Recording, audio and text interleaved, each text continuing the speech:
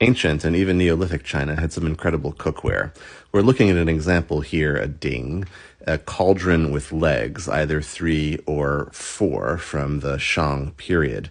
That design with the eyes and the face mask of an animal or maybe a human are very characteristic of the time. What you might imagine are ears there on top are actually handles that you could use to maneuver this beast. The legs were a convenience for the heating part. You could just stand it up and build a fire right under there and get to work. All the forms I'll show you also came in legless versions. And here it is, a legless cauldron, basically. You would put this on top of a stove for cooking. And in ancient times, this was called a fu.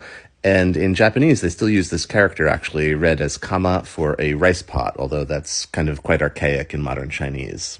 A square version of the ding here from a slightly later time than the first. I should say these things were all made out of bronze and so were quite heavy, and people even used them in weightlifting competitions and demonstrations of strength. You could take it in your 2 hands or put a piece of wood between the handles to manipulate it as one piece, and I really love those human figures on the legs here. Now, all of these so far have been from about 3,000 years ago, but when they start to look like alien spaceships, that's when you know you're in the Warring States period or the late Zhou, let's say the 5th or 4th century BCE. Now, I don't want you to think that everyone was making their lunch and dinner on the daily in these. Regular people would have had regular vessels. The ones we treasure and collect in museums were owned by the rich and powerful, and therefore often had a ritual function that you would prepare meals for sacrifices in them. And so, to this day, the word for the vessel, ding, has a secondary meaning of relating to state power, or the throne. Looking around my kitchen, I can't say that I see anything quite this powerful.